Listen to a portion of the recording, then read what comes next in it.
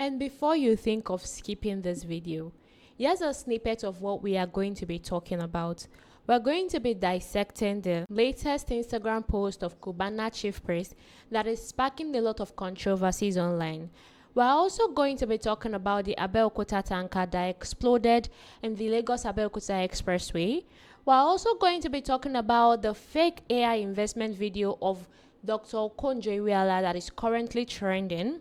We're also going to be talking about the 200 additional troops that President Donald Trump is planning to send to Nigeria. We're also going to be talking about Ghislaine Maxwell's trial before the Congress. And finally, we are going to be talking about what the Hungary's Prime Minister said to the UN about Ukraine. So before you think of skipping, I want you to have a rethink and sit back here with us. And we begin with an headline that is stirring up a lot of talks across the country.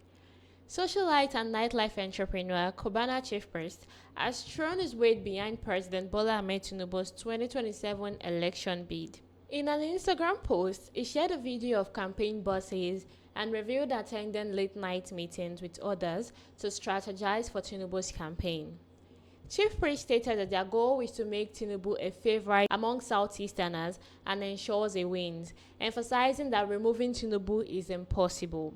We'll look at what he said, why he said it, the backstory, the reactions, and what it could mean for Nigeria's politics heading into 2027. Now, this is a very bold claim, especially for someone with his influence in the Southeast. So let's get into it, starting with the basics. Now, let's talk about his caption on the post. Cubana did not hold back in his caption. He wrote in his caption, "Late night meetings. We are too focused to be distracted with cho-cho-cho from never-do-wells. Our minds are made up. The goal is simple. Deliver official Asiwaju bats. Make Babatu fit deliver us for Southeasterners." And then he doubled down.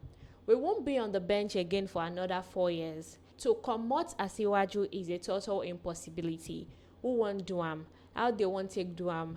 As smart takers, we are banking on Asiwaju this time. We can't afford to lose again." And what does this caption mean? He is saying removing Tinubu, or Asiwaju as is often called, from power in 2027 is impossible, according to Cubana. He saw aligning with the APC as the surest hold for the Southeast, especially after what he called being sidelined in the last election. He even shared a video of the meeting showing these buses all decked out and ready for rallies across the region. Other big names were there too, like Obi Cubana, and if you can remember in our last video, we also spoke about Obi Cubana, where he was appointed as the chairman of the City Boys movement. The CEO of Zenko was also present, and heads from other companies. They represented economic heavyweight in the region, and their message was very clear. Their message is the time to back the ruling party to avoid another 4 years on the opposition bench. Now let's talk about the man behind the headline, Cubana Chief Priest himself. Cubana wasn't always in the political spotlight. He built his name as a nightclub owner, a socialite, and an entrepreneur. Now think Cubana nightclub empire, you think luxury lifestyle, you think a massive following on social media. And then we know this man is from Imo State. He's got ties to Governor Opuzodinma, the governor of Imo State, who he refers to almost like a father figure in politics. In fact, Cubana served as a special advisor to the governor, and now he's saying he's eyeing a federal House of Representatives seat under the APC banner. Could this be why he's doing that? But here's where it gets interesting. This support for Tinubu marked a very serious shift. Remember back in November 2025, Cubana had a different tune. Remember he warned President Tinubu that without releasing Nnamdi Kanu, that's the IPOB leader, the Southeast wouldn't give him even 10,000 votes in 2027. So what changed now? Because we all know Nnamdi Kanu is still in prison. Cubana himself noted that politics is like a cult. Once you're in, you play to win. And this just shows how fluid Nigerian politics can be. Now, what does this mean for 2027 election? Because Cubana and the tycoons are not just talking, they are signaling a potential shift in Southeast support. Remember in 2023, the region went heavily out for Peter Obi and the Labour Party, leaving APC in the dust. Now, with economic bigwigs like Obi Cubana, Cubana Chief Priest, and a lot more that are backing Tinubu, it could splinter that unity.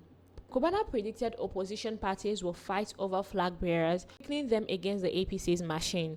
And then what he said, no party comes close. And with Tinubu working aggressively on projects, some see this as a part of a broader strategy to lock in votes early. But then not everyone is buying it. Even me, I'm not buying it. And now we have reactions on social media, because this is a case that is going to spark several reactions. People will definitely comment about it. Some people praise the smart taking, others accuse him of selling out. Now let's read some of these comments. We have this one from Sagai. Sagai said, so Obi Cubana and Chief Priest will tell me or my community whom will vote for Okwaya. And Okwaya in Igbo means, you people are funny. Looking at this, will you tell me who I'm going to vote for? I have a right to vote for who I want to vote for. So Obi Cubana or Chief Priest supporting APC or supporting Tinubu doesn't change who I want to vote for. And then we have this next comment from Patriotic Famous. Patriotic Famous said, the funniest thing I have had is from this City Boys movement shenanigan. Have you seen where someone joined thieves to stop them from stealing? Cubana Chief Priest and his cohorts must think we are clowns. The next one from Your Papa. Your Papa says, Cubana Chief Priest confessed he is friends with the government because of the business ideas he has to execute and needs funding for that. Mind you, it's to the detriment of his brothers, that's the East, but he doesn't care. This reminds me of when people say that the Igbo people do not look after each other's back. And then we have this one from Ebuka. Ebuka is saying, Cubana Chief Priest supported Peter Obi and Labour Party during last presidential election. Lo and behold, nobody reminded him of his sources of income, and nobody told him that he has unexplainable wealth. Now he's supporting APC automatically is a drug baron, Abi. Now wow. And we have this comment from Ediri. Ediri says there's a specific thing Obi Cubana and Cubana Chief Priest committed that the present administration has the receipt. It's starting to look that way. And then this last comment from Uche. Uche says, I'm still seeing millions of followers following Cubana and Chief Priest. We can't be this stupid. Let's us mass unfollow them. Oh my God. Now let's go back to our conversation. Based on some of these comments, you see accusations of hypocrisy and opportunism, especially given Cubana's earlier 2025 warning that Tinubu would get few Southeast votes without releasing Nnamdi Kanu and his past support for Peter Obi in 2023. It's like he saw an opportunity and he decided, let me grab this opportunity. And at the same time, people have the right to vote for who they want to vote for. So we really cannot comment on that. And then you see claims that the group is aligning with thieves or corrupt elements to protect personal or illegal business rather than for genuine regional benefits. That could actually make a bit of sense. We really do not know. You don't know if they are into illegal businesses or not. We really cannot tell. And then from this comment, we can also see mockery of the flashy bus donations, the branded convoys, and the city boy branding as performative, self-serving, or treating the public like clowns. And then we have comments calling it a shenanigan, labeling supporters as Tinubu boys, or suggesting it is driven by self-interest, fear of EFCC scrutiny, or hope for personal political gain, like Cubana eyeing a seat in the House. Now, and some also reference historical or ethnic angles with harsh personal attacks on Cubana's character, lifestyle, or motives. Like they're saying, you're an Igbo man, you're supposed to be supporting Peter Obi because he's from the same ethnic group like you. And on the supportive side, a notable portion of reactions praise the move as pragmatic and strategic. They view it as smart interest alignment for the Southeast to avoid being sidelined again. The last time we're pushed to one corner, so what you're trying to do is join them so that the Southeast can be represented. And then some people also applauded the shift towards negotiation and participation, instead of perpetual opposition. You can't sit in a corner and say the Southeast is not represented, they're sidelining the Southeast. So the best way to do it is for us to join them so we can actively participate. But is that the right move? Some people also see it as a sign of new generation waking up to political realities where influence comes from being inside the system. Overall, this discourse is just divided along familiar lines, and we really cannot tell the impact until the coming election. So all we have to do is sit tight and wait and watch if Cubana Chief Priest, Obi Cubana, and a lot more joining the APC will really mean that the Southeast is included, or if it's because of personal interest. So we just have to sit and watch. And then for you watching this video, you don't just leave it to these people, because you can't be in your room campaigning for change, saying you want change when you're just sitting, not doing anything. That's why you need to get your voter's card and make sure that in the coming election you vote for the right person. You can't expect change when you sit in your room and keep doing the same thing over and over again. But then we'll keep watching this to see if there are new developments or not. And next up, the Lagos State Emergency Management Agency, also known as LASEMA, says a fully loaded diesel tanker overturned and caught fire. This happened late Wednesday night along the Abeokuta motorway when you're moving towards Agege. Dr. Olufemi Damilola Osanyitolu, the permanent secretary of LASEMA, confirmed this incident to the News Agency of Nigeria on Thursday in Lagos. He said the fire was immediately contained while residual products burning in the drainage is being addressed. He said there were no fatalities, but there is one male person that sustained burn injuries and is currently receiving treatment. The secretary also disclosed that although the tanker was damaged, the fire did not spread to surrounding properties. Now, LASEMA is coordinating the multi-agency response with the fire service, the police, and the LASMA. And as more news from this situation comes up, we'll let you know. Let's now shift our focus to the fake AI video scam that broke on February 11, 2026. There's been a fake AI manipulated video using the image and voice of Dr. Ngozi Okonjo-Iweala, the Director General of the World Trade Organization. And if you've been on Facebook, on WhatsApp groups, or anywhere on social media today, you've probably seen this video. It claims to be her announcing a civil investment project or a government-backed opportunity where it invests money often starting at 380,000 naira and gets massive returns like 2.6 million naira or 5 million naira weekly. And I know that sounds good to be true, because it is actually too good to be true. It is not true. It is 100% fake. It is a deepfake scam that is designed to steal from hardworking Nigerians. For context, let's see the video that has been circulating online. This is Ngozi Okonjo-Iweala. First, I want to wish you a prosperous and healthy year ahead. May 2026 bring you success, happiness, and most importantly, the financial stability you deserve. Today, I'm excited to share an extraordinary opportunity with you. This year, you can participate in an official program designed to help Nigerians secure and grow their wealth.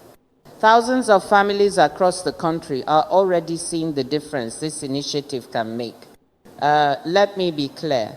If you join this program today, you can earn up to 2,660,000 naira in just the first week. This is not a dream, it's real, verifiable, and backed by a system designed for your success. Here's how it works. You make a minimum investment of 380,000 naira, and you start earning daily returns automatically. You don't need to work every day, and you don't need to be a finance expert. I personally assure the security of your funds and complete confidentiality. This opportunity is open to all Nigerians over 30 years old, but spots are limited. We've built a cutting-edge platform managed by experts, capable of analyzing financial markets and executing the most profitable operations faster and more accurately than any individual. Once invested, you can enjoy regular passive income with full transparency and the option to withdraw your funds at any time. The process is simple. Register, Make your 380,000 naira deposit, keep your funds secure, and start receiving a stable income through government-backed investments shared with citizens. This initiative is designed to give Nigerian families control over their finances, especially in today's rising cost environment. But remember, spots are limited. Only 4,000 accounts are available, and over 80% are already reserved. If you want to transform your financial future in 2026, sign up now and secure your place in this unique opportunity. Honestly, what people are doing with artificial intelligence these days is getting very dangerous. And if you're someone that doesn't have eye for details, you will fall for scams like this. I mean, the person just crafted that video, made it look so real. For people that maybe don't listen to this woman speak, people that don't listen to Dr. Ngozi speak, would fall for this type of scam. Well, yesterday morning at around 8 to 9 a.m. West African time, Dr. Okonjo-Iweala herself posted on her verified X account. Now, let me read her exact words. She said, "Just alerting Nigerians. Another fake AI manipulated videos the authorities are handling. Just wanted to alert you to be aware of this. As I repeatedly said, I never post anything on Instagram, Facebook, or WhatsApp. Anything emanating from these sources with my image is not from me. I only post on Twitter or X. I just don't want people to be duped." Now let's talk about why this matters so much. You see, scammers are using cutting-edge AI to clone voices and faces of trusted people like her. It is not just for public figures too. Sometimes people like you and I, you see people use artificial intelligence to craft things like our voices, like our face, to deceive people, to scam people. That fake video is about 2 minutes long, and that kind of video is often shared from pages like Moonbeam Meadows or from Wildflowers or even groups on Facebook. This kind of video is promoting effortless wealth. And you see victims that fall for scams like this. They send money via bank transfer or crypto, and then their money is gone forever. Speaking about deepfakes and artificial intelligence, even phones, it doesn't have to be system. Even phones can do basic versions. And that's why you don't have to believe everything you see online. And you might wonder why they chose Dr. Ngozi Okonjo-Iweala. Why did they choose her? Why this woman? It is because she's highly trusted. Somebody like her lowers suspicion. She's also a global figure. So it is giving it this big deal prestige. I mean, when you see somebody like Dr. Ngozi, people like Davido, people like very, very important personalities, public figures, you just, oh, this thing is massive, this thing is big, that means it's actually real. But then if you're very observant, you would notice it is fake. I mean, look at the red flags. There's promises of guaranteed high returns quickly. Who gives you 2.6 million naira when you give them 380,000 naira that fast? When it's not as if you invested the money somewhere. Look at the urgency too. There's limited slots. They're also asking for upfront money. The video is not on our official X page. You can find it anywhere except our own page. That should tell you that this video is very fake. Now, if you're someone that easily falls for things like this, you should try to pay attention, try to be observant so you don't end up falling for scams like this. Now, I want you to know that Dr. Okonjo-Iweala is not promoting any investment. The video is fake and the authorities are on it. So protect yourself and protect your savings. And here is another story that deserves maximum attention. The United States has confirmed plans to deploy approximately 200 American troops to our country in the coming weeks. This deployment is intended to support Nigeria's military in its ongoing fight against Islamist militants, including groups such as Boko Haram, ISWAP, and emerging threats in the Northwest. These 200 troops will focus exclusively on training, on technical assistance, on intelligence sharing, and in helping coordinate joint operations.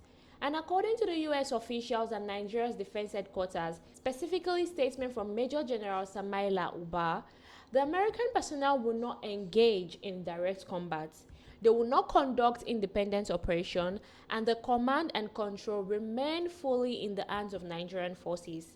This is supposed to be a training and advisory mission, not an invasion or combat deployment.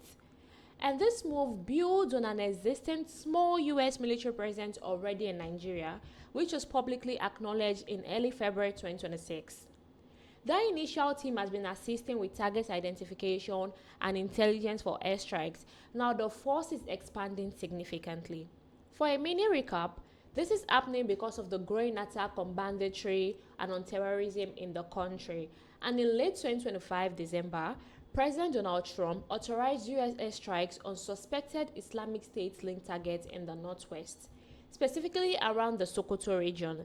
And in public statements, he highlighted the ongoing attacks on Christian communities and warned that continued violence will have severe consequences. And then weeks later, a small advisory team arrived. And now this larger contingent of 200 people are also on their way. It is part of an expanded counter-terrorism partnership between Washington and Abuja, and it is facilitated through mechanisms like the US-Nigerian Joint Working Group. But let's go deeper. Nigeria has been battling insurgency for over 15 years.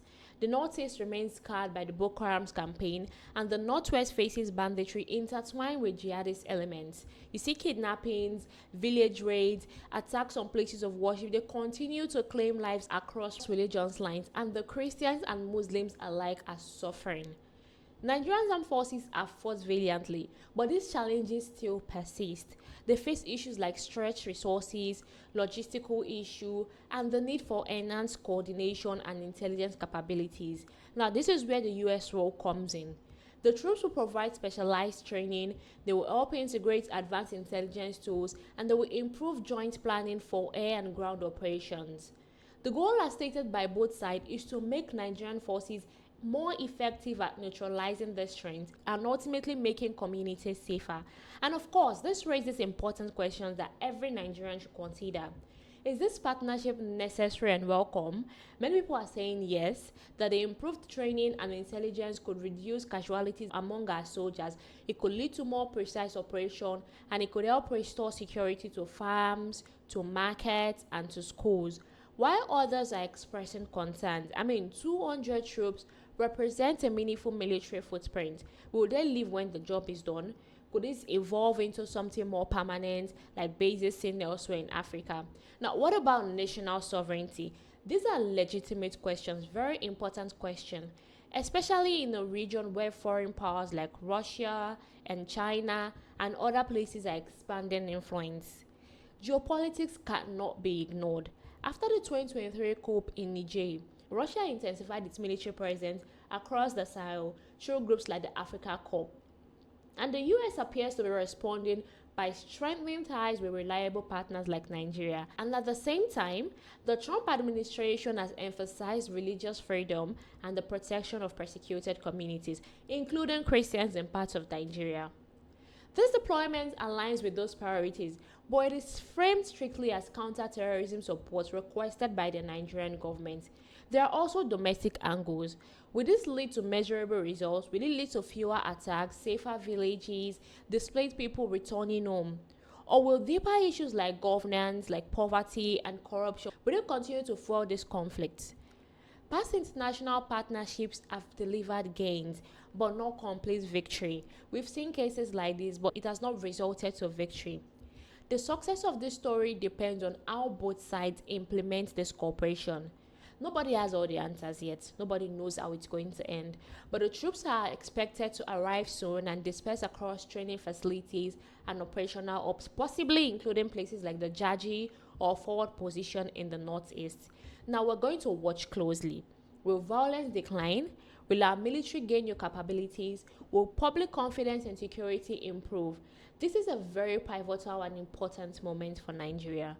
We're a nation of over 200 million people with vast resources and immense potential. Insecurity has held us back for far too long, and if this deployment helps turn the tide without compromising our independence, then it could make real progress. But if it becomes another chapter of dependency or unfulfilled promise, we need to hold our leaders accountable. Now, this is not the end of the story. It is the beginning of a new phase, and we'll continue to follow every development that this story brings. And moving on to the next story. On Monday, February 9th, Ghislaine Maxwell, the convicted associate of Jeffrey Epstein, who is currently serving a 20-year federal sentence for sex trafficking, appeared virtually in a closed-door deposition before the House Oversight Committee. Now, I want you to note that this was not some sudden dramatic showdown that was orchestrated by President Trump. No, it wasn't that. It was stemmed from a subpoena issued by the committee back in July 2025 under Chairman James Comer, who is a Republican from Kentucky. The Congress has the constitutional power to issue subpoenas for testimonies in investigations like this one, which is probing Epstein's network, the associated file, and the broader question of accountability. Maxwell appeared from a prison facility in Texas via a video link, and she did not testify substantively. Instead, she constantly invoked her Fifth Amendment right against self-incrimination repeatedly, and she did that more than a dozen times according to the reports and the video footage released by the committee. When she was asked basic questions about her role with Epstein, her recruitment activities, or her connection to high-profile figures, her response was very consistent: I invoke my Fifth Amendment right to silence. She cited her ongoing habeas petition in New York as part of the reasoning. Now, before we proceed, let's watch the clip. You, at any time, play any role in Jeffrey Epstein's activities involving the recruitment, grooming, or trafficking of young women or girls. I invoke my Fifth Amendment right to silence. Ms. Maxwell, have you ever coerced, directed, or otherwise instructed any young woman or girl to provide sexual favors to Mr. Epstein or any other individual? I invoke my Fifth Amendment right to silence. Can you please provide us with all the names of other additional co-conspirators to the crimes perpetuated by you and Jeffrey Epstein? I invoke my Fifth Amendment right to silence. I invoke my Fifth Amendment right to silence. I invoke my Fifth Amendment right to silence. Now, this is where the story gets very interesting, and this is where some of the more sensational claims comes in. You see, Maxwell's attorney, David Oscar Marcos, made a very clear conditional offer during and after the deposition. He stated that Maxwell was prepared to speak fully and honestly if she was granted clemency. And clemency in this case means a pardon or a commutation from President Trump. In fact, it went further saying she could explain why both Trump and former President Bill Clinton are innocent of any wrongdoing in relation to Epstein. And this wasn't a panic plea from a terrified defendant, it was a calculated legal strategy that has been floated since at least last summer. Our team has conditioned cooperation on executive relief from the president. Chairman Comer called the outcome very disappointing but not unexpected. And because of this, there have been criticism. Bipartisan criticisms have followed. You see the Republicans frustrated at the stonewalling, the Democrats accusing it of being a transparent bid for a pardon from the Trump White House. And there has been no one from the committee or from the administration that has indicated that Trump personally compelled her appearance. It wasn't Trump, it was the Congress. The subpoena came from the Congress themselves and not the executive branch. Now there have been talks on social media, people are talking, people are commenting. So let's take some of those comments online. We have this comment from Kevin Kino 11. Kevin says, Ghislaine, Jeffrey Epstein's associate, is demanding a presidential pardon from US President Trump after remaining silent before Congress. What threat does Maxwell have against Trump? Does she possess documents proving Trump's involvement in killing and sacrifice of children? We have this next comment from Tegeta Blue. Tegeta Blue says, until we see the entire global network taken down and the freeing of victims, everything you all are doing in Congress is pure theatrics. Don't you think it is wrong that the only person who has been sent to prison is Ghislaine Maxwell? Other than Jeffrey, not one man who participated has been arrested. Now, this is very true. This is actually really true. We have this last comments from Mema Vijamonja. She's saying, I'm totally in agreement with Rep Luna that granting any favors to Ghislaine Maxwell in exchange for information to the Congress should be out of question. By this act of trying to blackmail the government, Ms. Maxwell has given an additional reason to the justice to do the opposite of what she asked, not give her any favor. What information can she anyway provide that hundreds of witnesses and other evidence have not already provided? Obviously, a sick person who considers herself too important and above the law. Now, let's return to our conversation. And when we look at this comment, it ties into the broader Epstein fallout that we've seen recently. There are unredacted files that have been made available for congressional reviews, and there's talk of millions of pages released through the DOJ. Some social media posts hype massive fallout, resignation from ambassadors, royal panicking, law firm chairs stepping down, even criminal probes in the UK, all supposedly triggered by these releases and Trump's hand in it, although most of them have not been proven.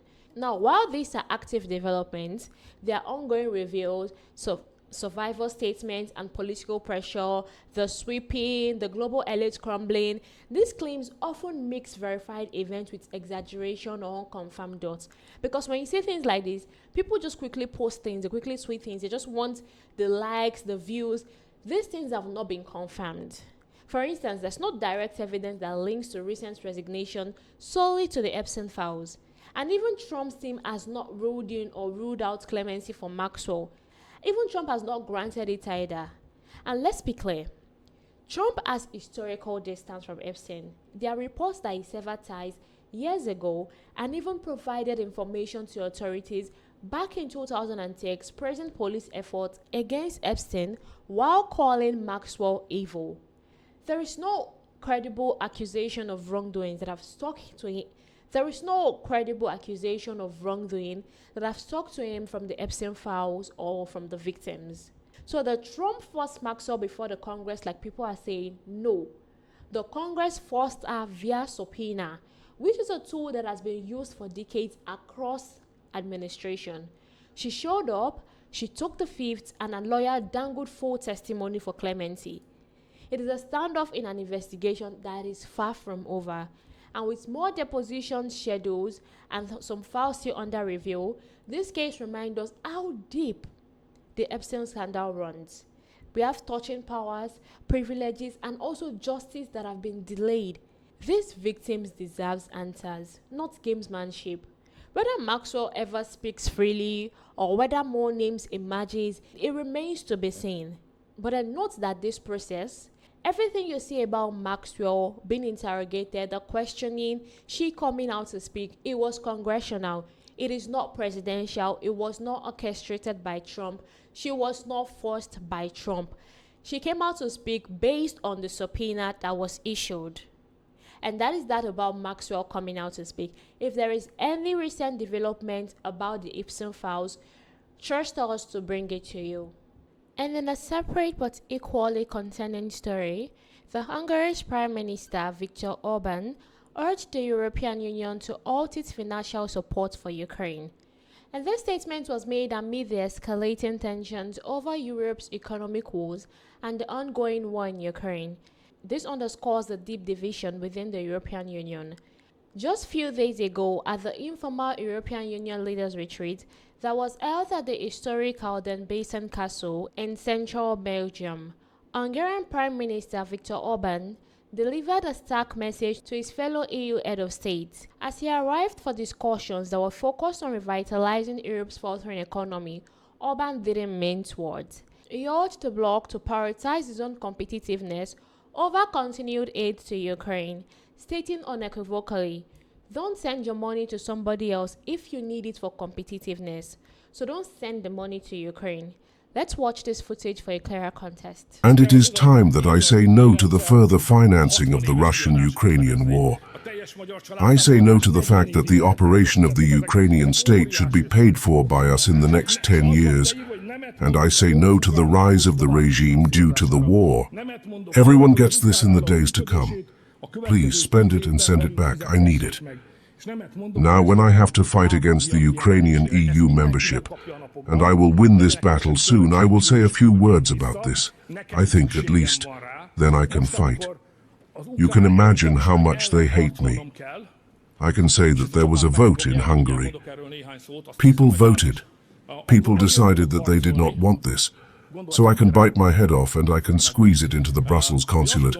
But this will not change anything. And I say that in the next 100 years, there will not be a parliament that will vote for us to stop the Ukrainians.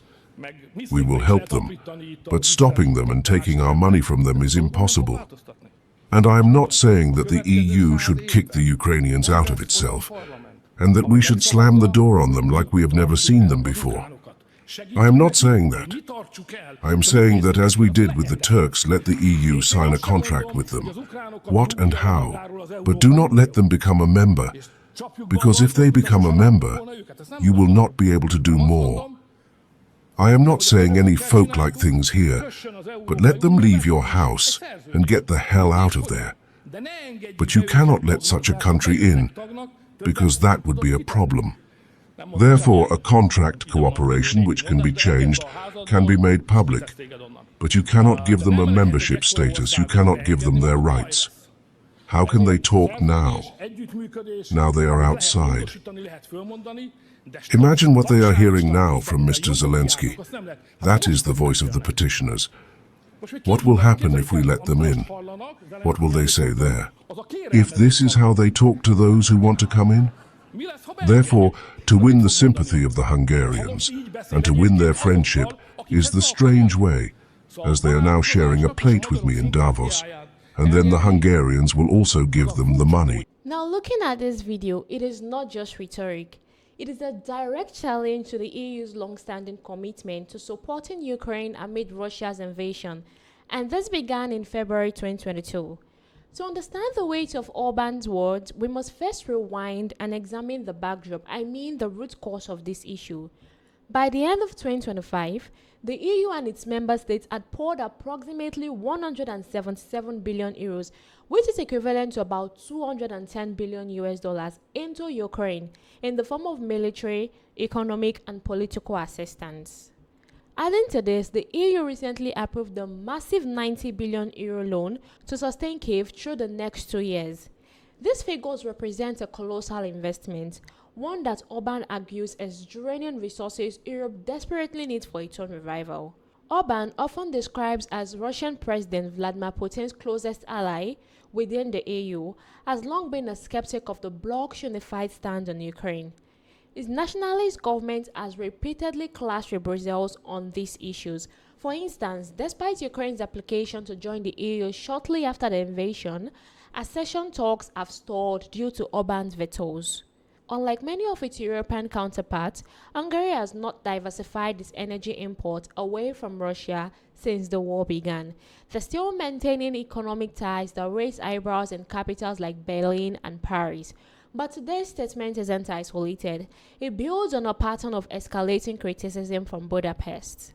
And just yesterday, February 11, 2026, Orban took to X to post a lambast report in Politico outlining a potential EU plan to fast-track Ukraine's accession to the bloc by 2027. It described it as Brussels and Kyiv's latest war plan, labeling it an open declaration of war against Hungary. Orban claimed this scheme disregards the will of the Hungarian people and aims to oust his government ahead of crucial April elections, paving the way for the opposition Tasas party, which he would say would not obstruct Ukraine's path.